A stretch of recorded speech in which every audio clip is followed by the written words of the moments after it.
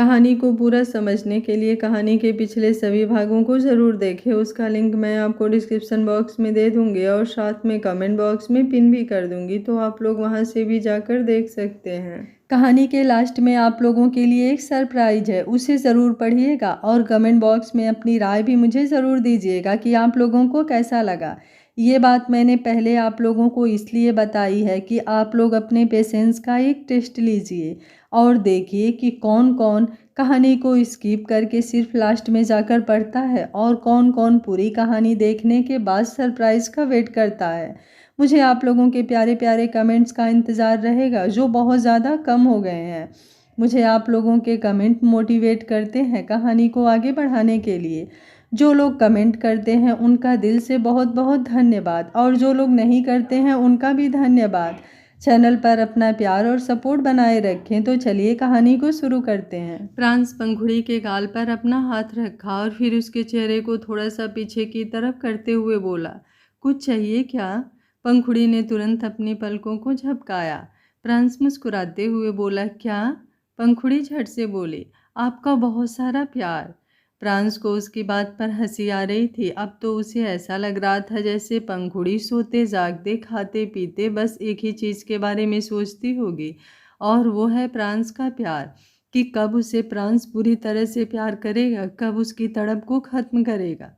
France अपनी जगह पर उठकर बैठा और हल्की सी अंगड़ाई लेते हुए बोला, तुम्हें पता है आज मुझे ऑफिस जल्दी जाना है रोज पीटल। उसकी बात सुनकर पंखुड़ी तुरंत उसके करीब हुई और बोली, कितना जल्दी?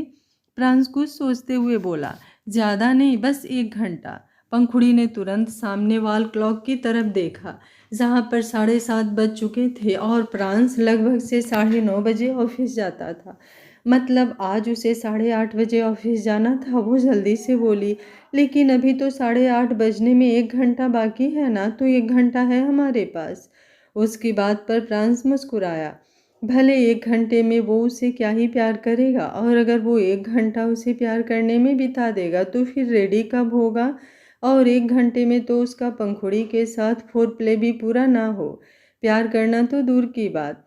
वो अब बिस्तर से उठते हुए बोला, हाँ अभी फ़िलहाल 1 घंटा है मेरे पास, लेकिन मुझे रेडी भी तो होना है ना, और तुम्हें भी तो शावर लेना होगा, ब्रेकफास्ट के लिए नीचे जाना होगा।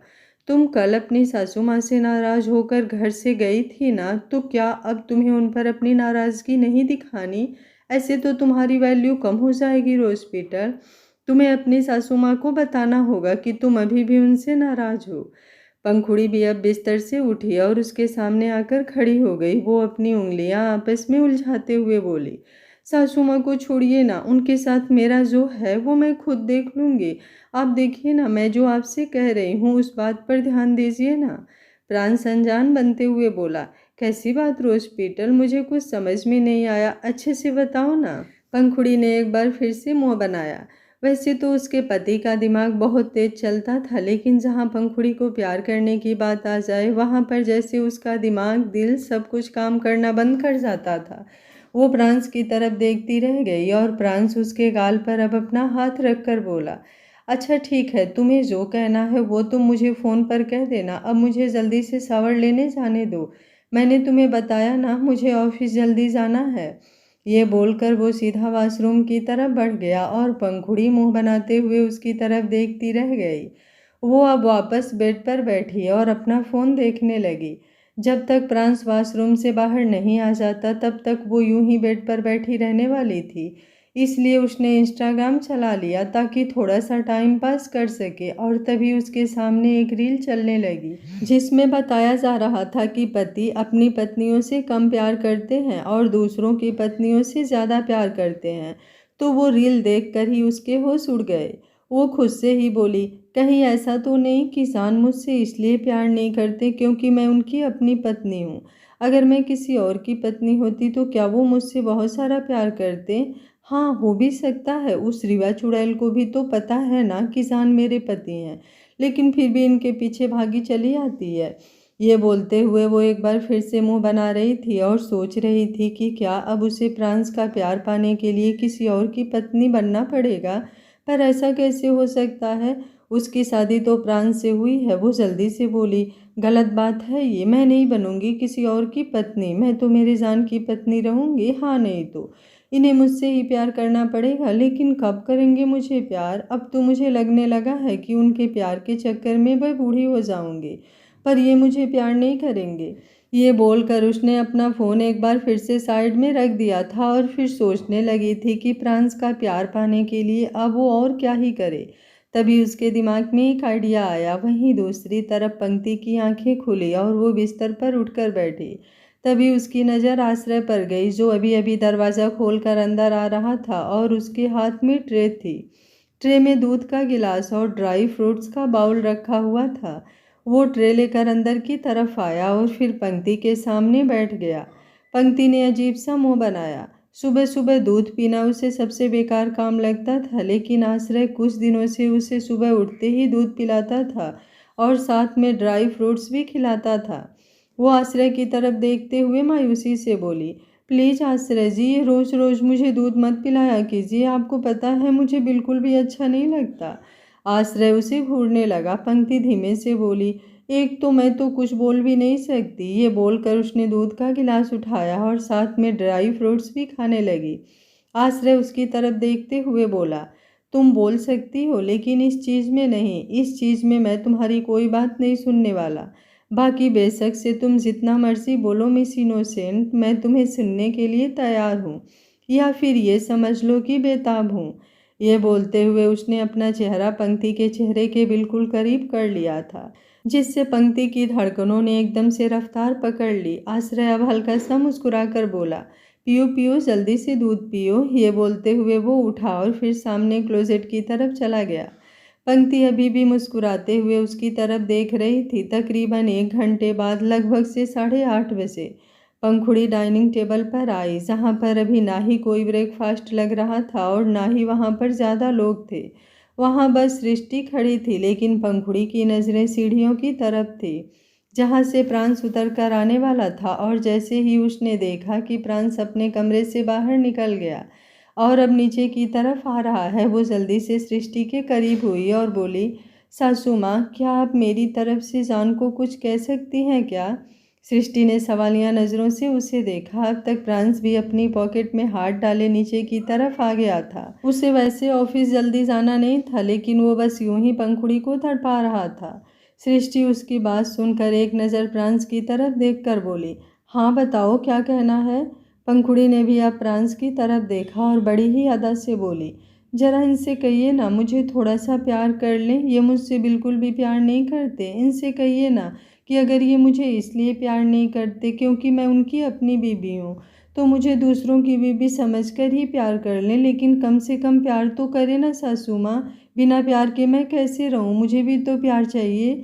ये बोलते हुए वो अभी भी प्रांस को शिकायती नज़रों से देख रही थी और प्रांस और सृष्टि दोनों के होश उड़े हुए थे। सृष्टि तुरंत बोली, ये तुम क्या बोल रही हो पंखुड़ी?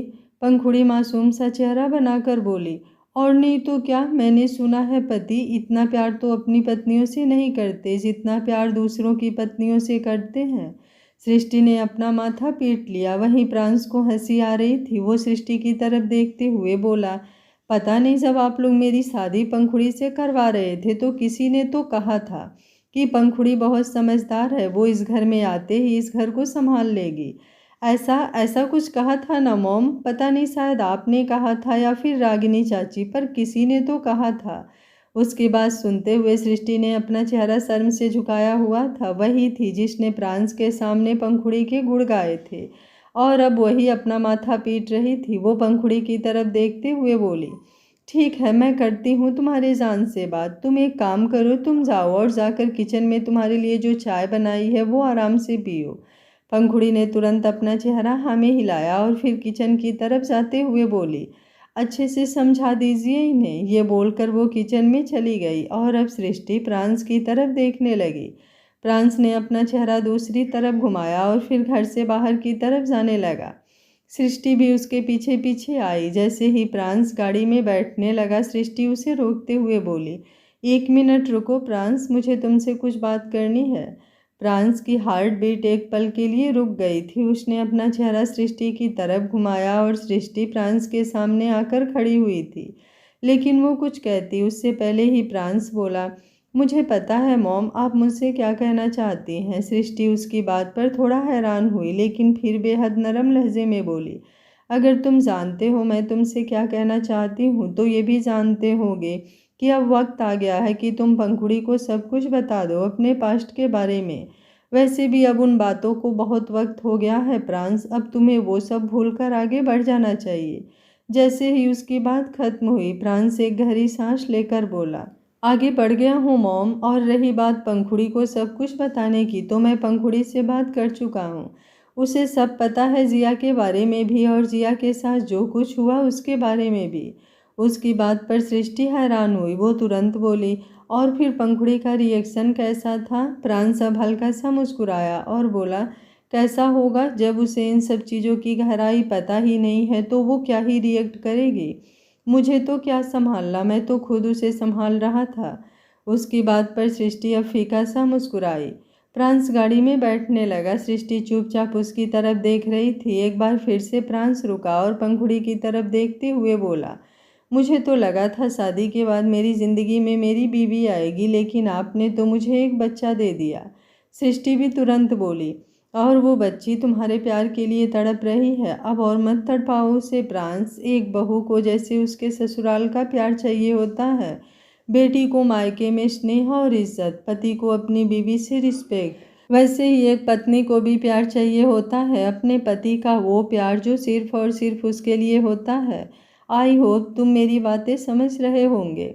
ये बोलते हुए उसने अपना हाथ प्रांस के गाल पर रख दिया था। प्रांस ने हल्की सी नज़रें टेढ़ी कर उसके हाथ की तरफ देखा और बोला, ये कुछ ज़्यादा नहीं हो गया। सृष्टि मुँह बनाते हुए बोली, चुप, बिल्कुल चुप। आज तक मैंने कभी तुम्हें किसी चीज़ पर रोका नहीं। जो तुम्हारा मन आया वो तुमने किया, लेकिन आज मेरी बात मान लो प्लीज़। पंखुड़ी को जल्दी से अब पूरी तरह अपना बना लो, वरना कहीं तुम तो उसे दूसरों की बीवी समझना छोड़ो, वो खुद कोई और पति ना ढूंढ ले। ये बोलकर कि पहले वाला तो उसे प्यार ही नहीं करता, प्रांस एटीट्यूड से बोला, टांगे तोड़ दूंगा मैं उसकी।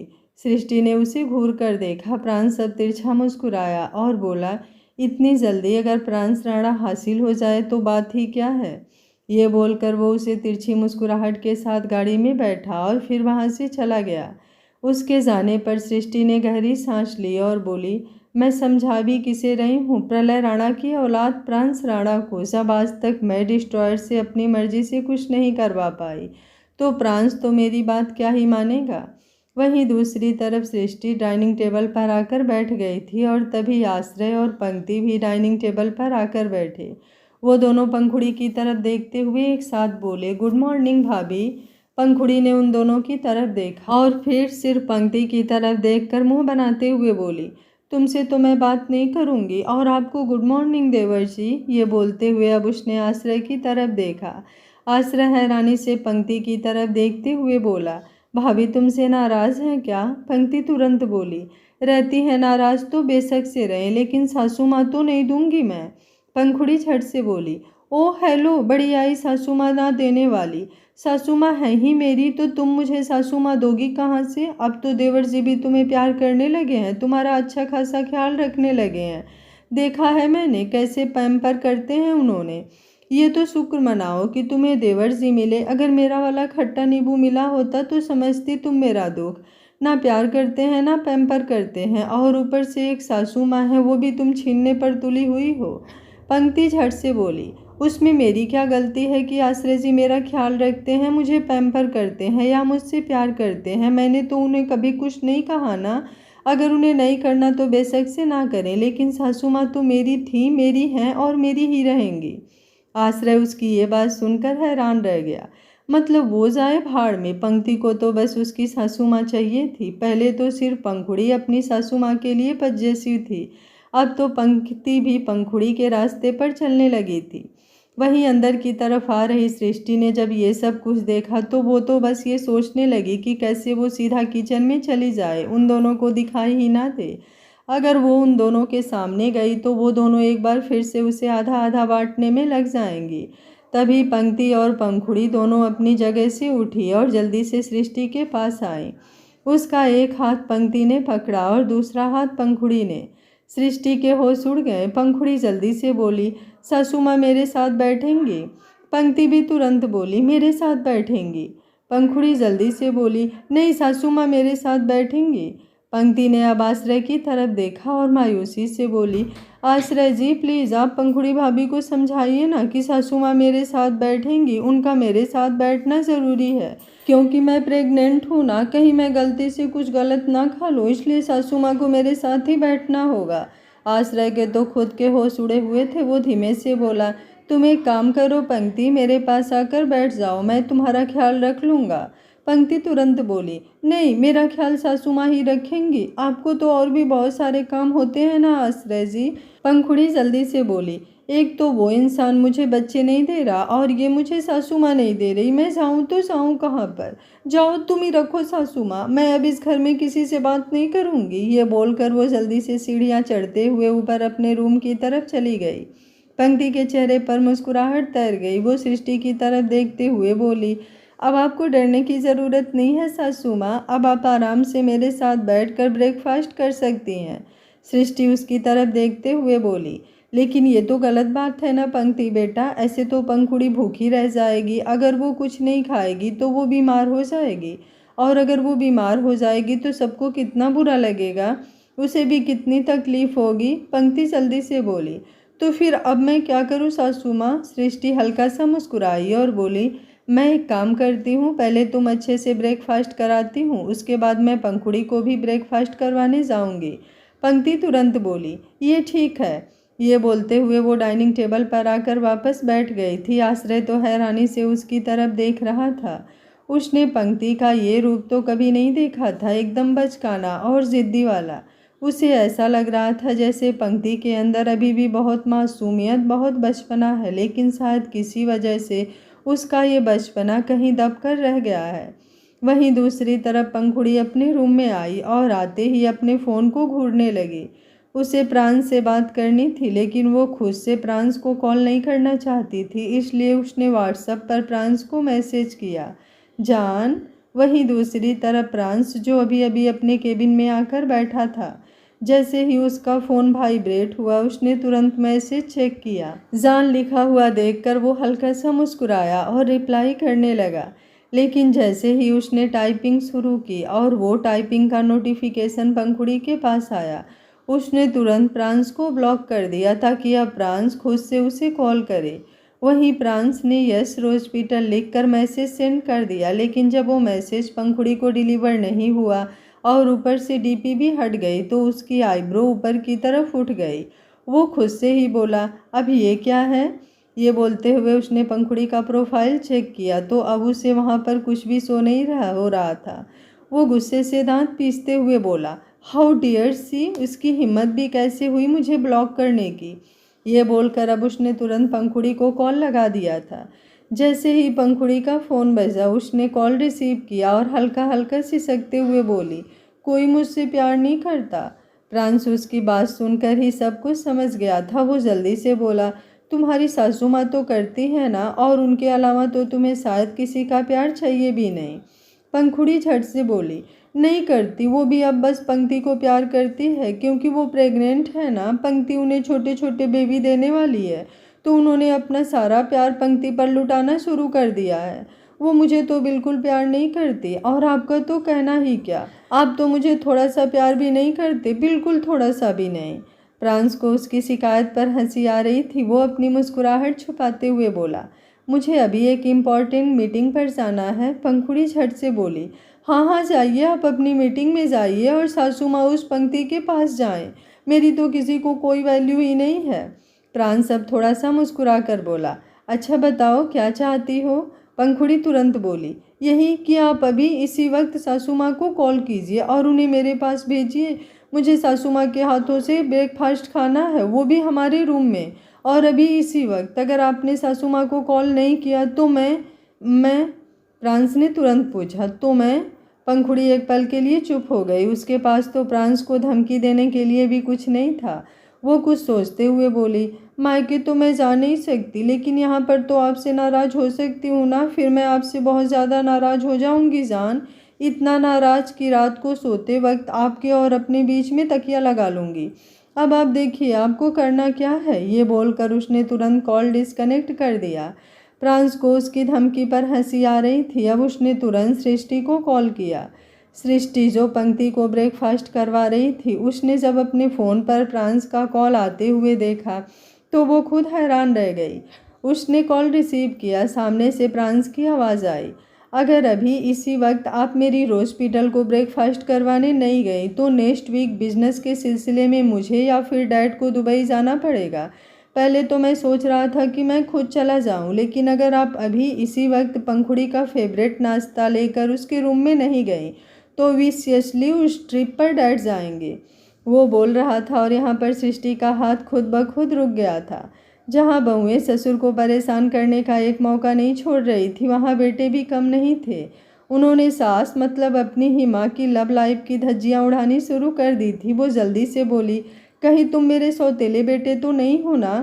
फ्रांस मुस्कुराकर बोला, no mom, not at all, and your time start now. ये बोलकर उसने कॉल डिस्कनेक्ट कर दिया था। अगले ही पल सृष्टि अपनी जगह से उठी और पंखुली के लिए प्लेट लगाने लगी। पंक्ति हैरानी से उसकी तरफ देखते हुए बोली, ये क्या हुआ सासू माँ, अभी तो मेरा ब्रेकफास्ट खत्म भी नहीं हुआ और आप मुझे छोड़कर जा रही हैं।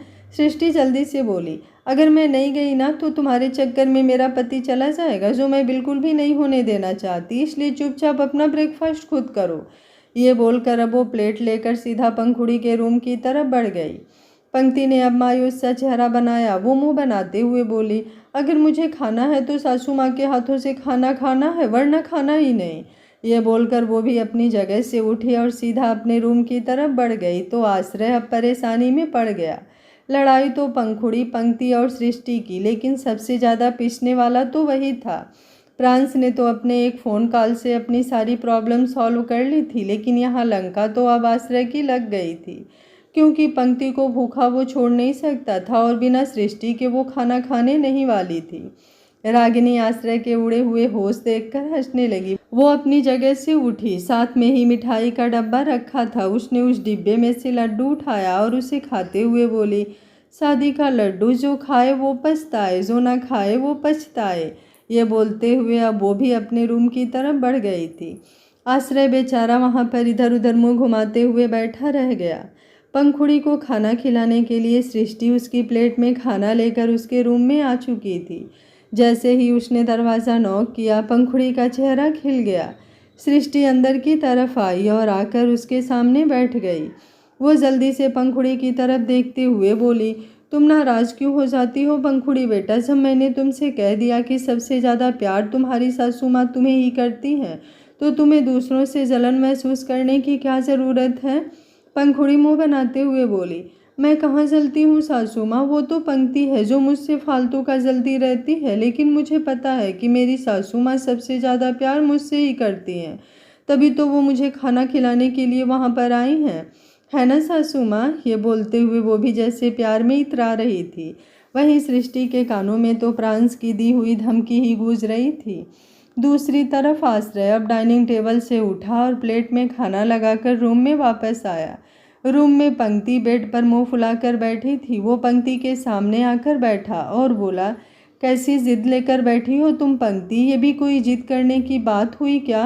तुम जानती हो ना पंखुड़ी भाभी को, वो थोड़ी मासूम। उसकी बात पूरी होती उससे पहले ही पंक्ति बोली, पंखुड़ी भाभी मासूम है तो क्या मैं सातिर हूँ? उन्हें सासू माँ का प्यार चाहिए तो क्या मुझे नहीं चाहिए?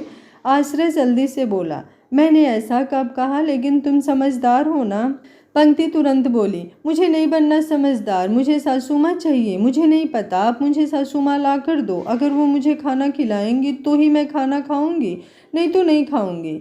आश्रय तुरंत बोला, कैसी बात कर रही हो तुम पंक्ति? तुम प्रेग्नेंट हो, ऐसे में तुम्हारा खाना ना खाना तुम्हें पता है ना कितनी प्रॉब्लम क्रिएट कर सकता है। पंक्ति जल्दी से बोली, हाँ मैं जानती हूँ मैं प्रेग्नेंट हूँ, भूल नहीं गई हूँ मैं, जो आप मुझे याद दिला रहे हैं आश्रय जी, लेकिन आप सब लोगों को भी तो याद होना चाहिए ना कि मैं प्रेग्नेंट हूँ, तो मुझे एक्स्ट्रा प्यार और एक्स्ट्रा केयर की ज़रूरत है।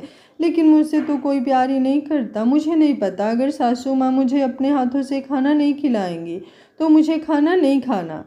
उसकी बात सुनकर अब आश्रय के चेहरे पर भी परेशानी झलकने लगी थी। उसने खाने की प्लेट वापस अपने हाथ में उठाई और फिर उसे लेकर बाहर आ गया। बाहर आकर उसने वो प्लेट डाइनिंग टेबल पर रखी और अपनी पॉकेट से फ़ोन निकालकर फ्रांस को मैसेज किया।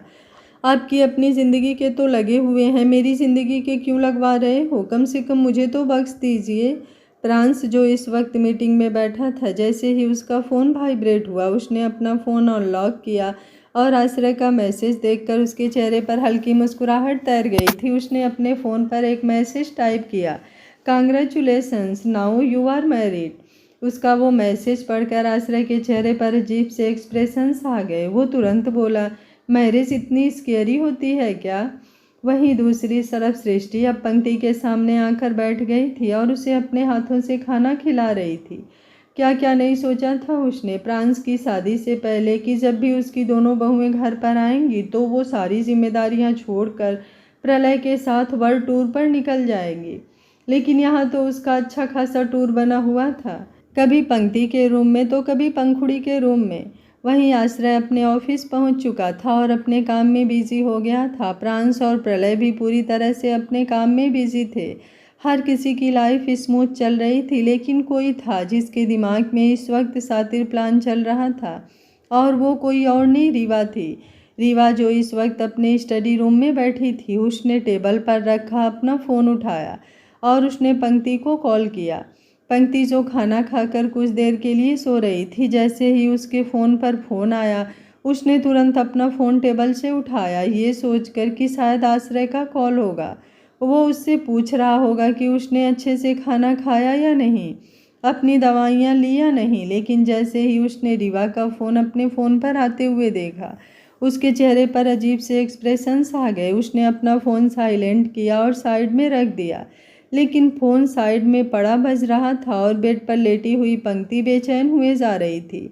वो अपनी उंगलियां आपस में उलझाए जा रही थी और उसके चेहरे पर परेशानी बढ़ती ही जा रही थी। आखिर 4-5 बार फ़ोन आने के बाद उसने अपना फ़ोन उठाया और कॉल रिसीव कर कान से लगाया।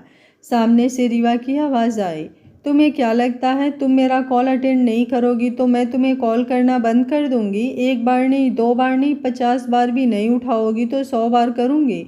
100 बार नहीं उठाओगी तो 1000 बार करूंगी, और अगर 1000 बार भी नहीं उठाओगी तो तुम्हारे घर पहुंच जाऊंगी। आखिर मेरी बहन का ससुराल है वो, मुझे वहां आने में क्या ही प्रॉब्लम होगी? पंक्ति तुरंत बोली, देखिए दी, आज तक आपने मेरे साथ जो कुछ भी किया वो मैंने बर्दाश्त किया, लेकिन अब बहुत हुआ। अब मैं आपकी कोई बात नहीं मानूंगी, और अगर आपने मुझे किसी तरह की धमकी दी तो मैं आपके बारे में आश्रय जी को सब बता दूंगी।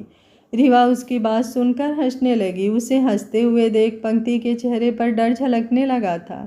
रीवा एक बार फिर से बोली, सुना है कॉलेज में तुम बेहोश हो गई थी। उसकी बात पर अब पंक्ति के होश उड़ गए। रीवा एक बार फिर से बोली, अगर तुम चाहती हो कि उस बेहोशी के बाद तुम्हारे साथ क्या हुआ, तुमने क्या कुछ किया, ये सब आश्रय को ना पता चले तो जल्दी से जिंदल मेंशन आ जाओ, वरना मुझे राणा मेंशन आना पड़ेगा, और अगर मैं वहाँ पर आई तो तुम बहुत पछताओगी। पंक्ति, बहुत ज़्यादा। उसकी धमकी सुनते हुए पंक्ति को सच में बहुत ज़्यादा डर लग रहा था। वो कुछ कहती उससे पहले ही रीवा ने कॉल डिस्कनेक्ट कर दिया था। पंक्ति खुद से ही बोली, मैं कॉलेज में बेहोश हुई थी, ये बात रीवा दी को कैसे पता चली? और अगर उन्हें पता भी चली तो मेरी बेहोशी से रिलेटेड वो क्या जानती हैं? क्या बेहोशी में मैंने किसी के साथ या फिर किसी ने मेरे साथ? ये सोचते हुए उसने अपने माथे पर अपना हाथ रख लिया। पंक्ति के चेहरे पर परेशानी झलक रही थी। जो रीवा से मिलने के लिए तो फिर भी चली जाती, लेकिन प्रॉब्लम ये थी कि वो रेड़ा मेंशन में बात क्या कहकर जाए। अगर वो कहेगी कि वो जिंदल मेंशन जा रही है तो कोई भी उसे वहाँ पर जाने की इजाज़त नहीं देता। वैसे भी वहाँ पर फिलहाल तनिष्क नहीं था, वो अपने हनीमून के लिए परीक्षा के साथ बाहर गया हुआ था। ऐसे में उसका जिंदल मेंशन जाने का कोई मतलब ही नहीं बनता था, इसलिए वो परेशान हो रही थी। लेकिन फिर कुछ सोचते हुए वो फीका सा मुस्कुराई। ये सब चीज़ें करते हुए उसे खुशी तो नहीं हो रही थी, लेकिन उसकी मजबूरी थी, उसके पास और कोई ऑप्शन भी नहीं था। वो बाहर की तरफ आई और इधर उधर अपनी नज़रें घुमाने लगी। वो सृष्टि के रूम की तरफ आई तो देखा सृष्टि भी अपने कान में फ़ोन लगाए किसी को कॉल कर रही थी। उसने पंक्ति को अपने रूम के बाहर देखा, उसने तुरंत कॉल डिस्कनेक्ट कर दिया। वहीं पंक्ति अंदर की तरफ आई और सृष्टि की तरफ देखते हुए बोली, मॉम क्या मैं आश्रय जी के ऑफिस चली जाऊं? आई मीन उनका लंच लेकर, कोई प्रॉब्लम तो नहीं है ना?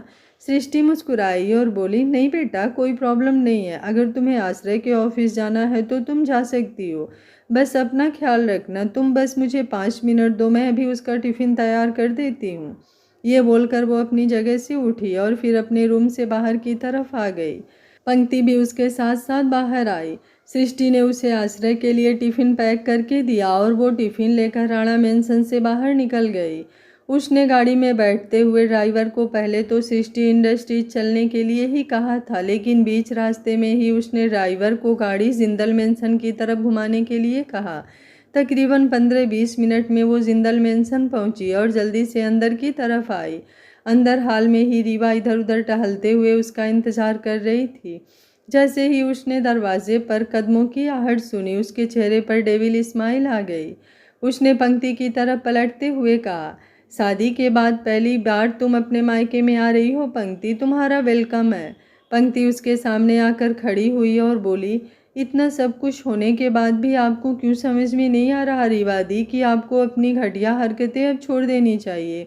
रीवा तिरछी एक्सप्रेशन के साथ बोली, आश्रय के साथ रह रहकर काफ़ी जुबान चलने लगी है तुम्हारी, मेरे ही घर में खड़ी होकर तुम मेरे ही साथ बदतमीजी कर रही हो। पंक्ति झट से बोली, ये बदतमीजी नहीं है, मैं आपको समझा रही हूँ दी कि आपकी इन हरकतों का अब कोई मतलब नहीं बनता। हर कोई अपनी लाइफ में खुश है तो आप उन्हें भी खुश रहने दीजिए और खुद भी खुश रहिए। दुनिया में लड़कों की कमी नहीं है, क्यों आप जेठ जी और पंखुड़ी भाभी की ज़िंदगी में जहर घोलना चाहती है?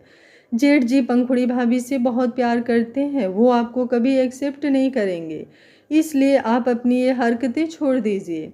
रीवा अब गुस्से से जबड़े कसते हुए बोली, अपनी औकात में रहो, मुझे मत बताओ कि मुझे क्या करना है और क्या नहीं। मुझको जो इतना ज्ञान दे रही हो ना तुम, वो सारा ज्ञान धरा का धरा रह जाएगा जब अपनी इन पिक्चर्स को देखोगी। ये बोलते हुए उसने टेबल पर रखा हुआ एनवेलोप उठाया और उसे पंक्ति के सामने किया तो पंक्ति के चेहरे पर अजीब से एक्सप्रेशंस आ गए। अगले ही पल उसने उस एनवेलोप को खोला और फिर उसमें रखी हुई पिक्चर्स देखने लगी तो उसके पैरों तले ज़मीन खिसक गई। वो पिक्चर्स कल की ही थी जहां वो बेहोश थी, लेकिन पिक्चर्स में ऐसा लग नहीं रहा था कि वो बेहोश है। एक लड़का उन पिक्चर्स में उसके साथ था और उसके बेहद करीब था। जिस तरह से पिक्चर्स ले गई थी, ऐसा लग रहा था जैसे उन दोनों के बीच कोई प्राइवेट और स्पेशल मोमेंट हो रहा हो। उन पिक्चर्स को देखते हुए उसकी आंखों से आंसू बहने लगे थे। वो रोते हुए बोली, आप मेरे साथ ऐसा कैसे कर सकती हैं दी? रीवा तुरंत बोली, मैं तो और भी बहुत कुछ कर सकती हूँ, बस बात इतनी सी है कि तुम्हें एक मौका दे रही हूँ, इसलिए मुझे ज्ञान मत दो कि मुझे क्या करना है और क्या नहीं। अपना ये मौका संभालो, मेरा साथ दो और फिर खुद भी खुश रहो और मुझे भी खुश रहने दो। पंक्ति के हाथ अभी भी बुरी तरह से कांप रहे थे। रीवा ने अब उसके हाथों से वो पिक्चर्स ली और बोली, परसों वैलेंटाइन डे है, वैलेंटाइन डे की 2 दिल हमेशा के लिए एक होते हैं, लेकिन तुम्हें 2 दिलों को हमेशा के लिए अलग करना है। परसों ही फ्रांस की एक बहुत बड़ी मीटिंग है जो होटल ताज में होने वाली है। तुम्हें उस होटल में पंखुड़ी को लेकर आना है जहाँ पर मैं फ्रांस के साथ लग्जीरियस रूम में अपना टाइम स्पेंड कर रही होंगी, और हमें देखकर पंखुड़ी का दिल बुरी तरह से टूट जाएगा। और अगर तुमने ऐसा नहीं किया तो ये पिक्चर सीधा जाएगी आश्रय के पास, और फिर पंखुड़ी का तो पता नहीं, लेकिन तुम्हारा दिल जितने हिस्सों में टूटेगा ना, तुम उन्हें कभी जोड़ नहीं पाओगी। अब मर्जी तुम्हारी है, तुम्हें क्या करना है, मेरा साथ देना है या फिर हमेशा हमेशा के लिए आश्रय से दूर होना है। और मुझे नहीं लगता तुम इतनी महान हो कि लोगों का घर बसाने के लिए अपना घर पूरी तरह से उजाड़ दोगे। पंक्ति उसकी बातों का कोई जवाब दे ही नहीं पा रही थी, उसकी आंखों से बस आंसू बहे जा रहे थे। वो रोते हुए बोली, प्लीज़ ऐसा मत कीजिए ना दी। रीवा गुस्से से बोली, मतलब तुम ऐसे नहीं मानोगी, मुझे तुम्हें दिखाना ही पड़ेगा कि ये रीवा जिंदल क्या क्या कर सकती है। ये बोलते हुए उसने अपना फ़ोन उठाया और फिर उन पिक्चर्स की पिक्चर क्लिक करने लगी ताकि वो सीधा उन्हें आश्रय को भेज सके। पंक्ति ने तुरंत उसके हाथों को पकड़ लिया और बोली, प्लीज़ प्लीज़ ऐसा मत कीजिए, मैं आपकी बात मानने के लिए तैयार हूँ। आप जो कहेंगे मैं करूँगी, लेकिन प्लीज़ ये पिक्चर्स आश्रय जी को मत भेजिएगा। मैं उन्हें खोना नहीं चाहती। मुश्किल से तो मेरी ज़िंदगी में प्यार आया है, मैं वो प्यार नहीं गंवाना चाहती। उसकी बात सुनते हुए रीवा के चेहरे की वो तिरछी मुस्कुराहट अब एक बार फिर से आ गई थी।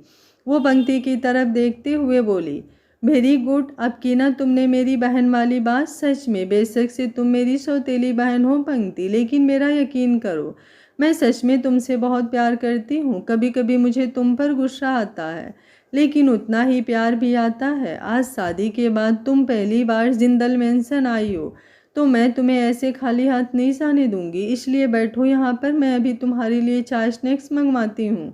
ये बोलते हुए उसने पंक्ति को जबरदस्ती सोफे पर बिठा दिया।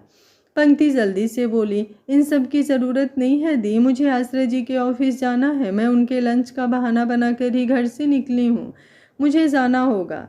रीवा मुस्कुराई और बोली, ठीक है, अगर तुम कहती हो तो मैं तुम्हें यहाँ से जाने दे रही हूँ। लेकिन इतना याद रखना पंक्ति कि अगर कल तुमने कोई गड़बड़ की और मेरा साथ देने की बजाय अगर तुमने किसी और का साथ दिया, तो पंखुड़ी और प्रांस का तो पता नहीं, लेकिन जो आग मैं तुम्हारे और आश्रय के बीच लगाऊंगी ना, वो तुम पूरी जिंदगी बुझा नहीं पाओगी। आश्रय को तुम हमेशा हमेशा के लिए खो दोगी। तुम तो जानती ही हो, अपने मकसद को पूरा करने के लिए मैं किसी भी हद तक जा सकती हूँ। तो मुझे डबल क्रॉस करने की कोशिश भी मत करना, समझ गई या समझाऊं? उसकी बात पर पंक्ति ने बस अपना सिर हाँ में हिला दिया। वो सोफे से उठी और चुपचाप बाहर की तरफ चली गई। रीवा अपनी इंटेंस नज़रों से उसे जाते हुए देख रही थी। वो सातिर मुस्कुराहट के साथ मन ही मन बोली, कल तुम पंखुड़ी को ताज होटल लेकर आओगी और वो मुझे और प्रांस को एक साथ देखेगी और फिर वो प्रांस से दूर चली जाएगी। ये तो वो प्लान है जो मैंने तुम्हें बताया, लेकिन इसके आगे क्या वो मैं तुम्हें नहीं बताऊंगी, क्योंकि इसमें मुझे तुम्हारी कोई ज़रूरत ही नहीं है। लेकिन कल का प्लान पूरी तरह से फुल प्रूफ होगा। फ्रांस ने मुझे थप्पड़ मारा था ना, मुझे जलील किया था ना, और वो भी मेरे ही घर पर। तो अब कल उसे पता चलेगा कि रीवा जिंदल चीज क्या है। पागल हूँ मैं प्रांस राणा के लिए, और कल वो प्रांस राणा मेरा पागलपन ही देखेगा। बहुत हुआ ये चूहे बिल्ली का खेल, अब कल जो होगा वो बिल्कुल फाइनल होगा।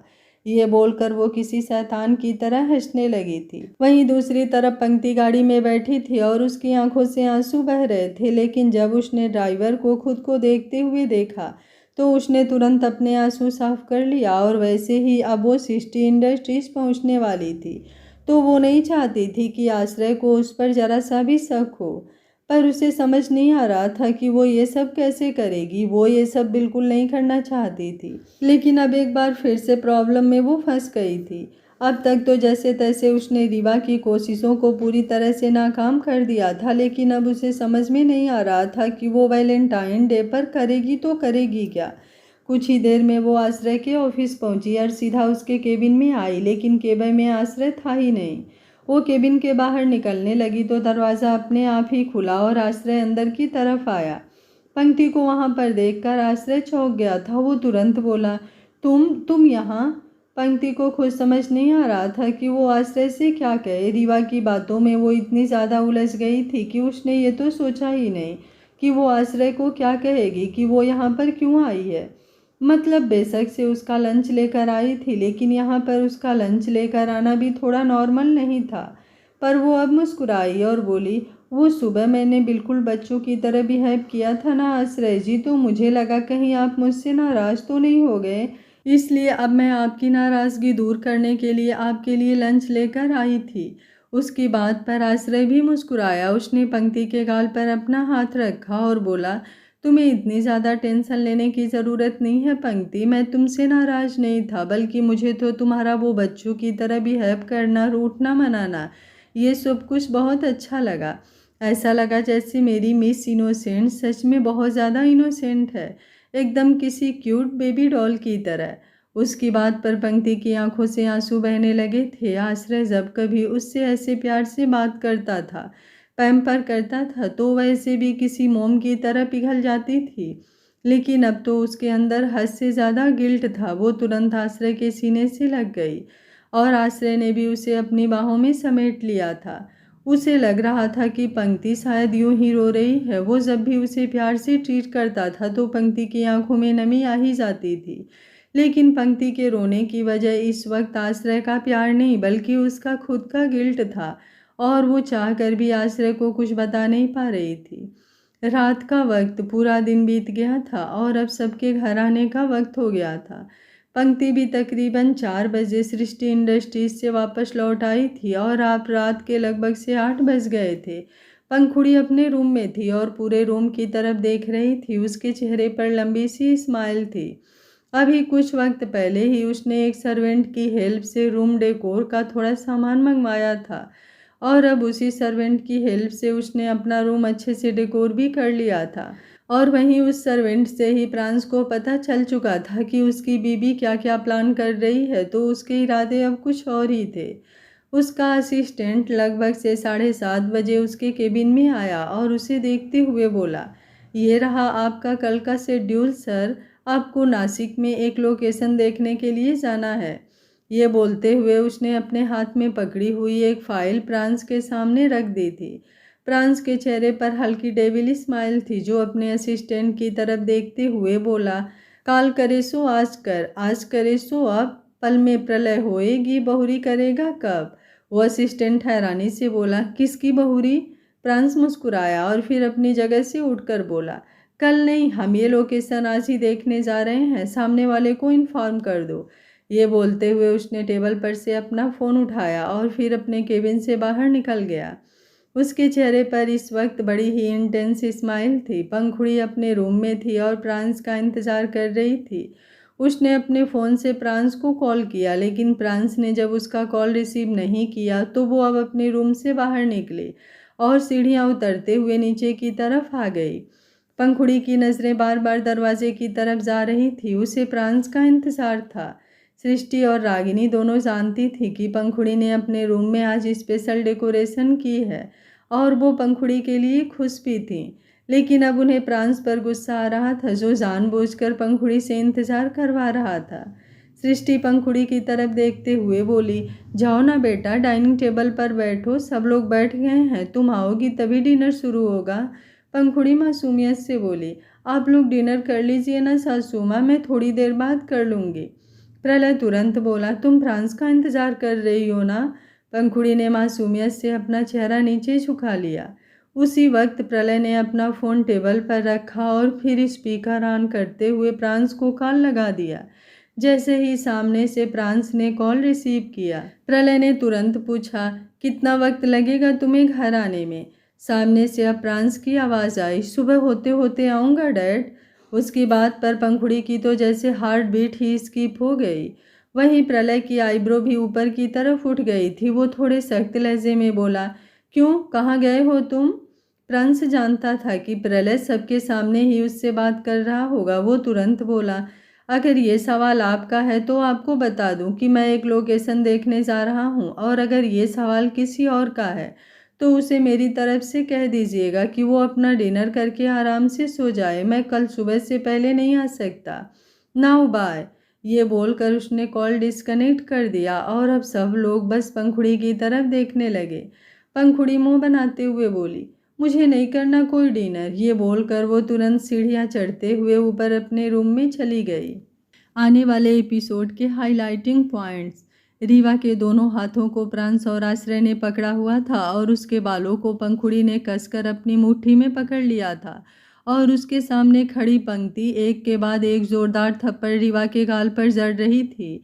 रीवा की दर्द से चीख निकल रही थी। उसके सामने ही तनिष्क भी खड़ा था, लेकिन उसके चेहरे पर रीवा के लिए कोई दर्द, कोई फिक्र नहीं झलक रही थी, बल्कि वो तो खुश हो रहा था कि जो चीज़ वो पंक्ति के लिए नहीं कर पाया, वो चीज़ आश्रय और प्रांस ने उसके लिए कर दी। उसे तो कभी पता ही नहीं चला कि उसके घर में इतना सब कुछ हो रहा है। उसने आंखें बंद करके रीवा पर विश्वास किया था, लेकिन रीवा ने जो किया उसके बाद वो कभी उसे माफ़ नहीं करने वाला था। जल्द ही रीवा की खातिरदारी का पूरा पार्ट आप लोगों को देखने को मिलेगा। किस किस को इस पार्ट का इंतज़ार था, मुझे कमेंट बॉक्स में अपनी राय ज़रूर दीजिएगा। लेकिन ये सब देखने के लिए कहानी का आगे बढ़ना ज़रूरी है, जिसके लिए आप लोगों के सपोर्ट और प्यार की ज़रूरत है। बहुत जल्द कहानी ख़त्म होने वाली है, लेकिन तब तक के आगे आने वाले एपिसोड बहुत ही ज़्यादा इंटरेस्टिंग और ब्यूटीफुल होंगे, जिनमें रीवा की साजिशों का खुलासा होगा, प्रांश और पंखुड़ी का मिलन होगा। आश्रय और पंक्ति का भी भरपूर प्यार होगा और आप लोगों का साथ और सहयोग चाहिए। अगर कहानी आप लोगों को थोड़ी भी अच्छी लग रही है तो एक लाइक किए बिना नहीं जाइएगा। Thank you for watching. मिलते हैं कहानी के अगले पार्ट में।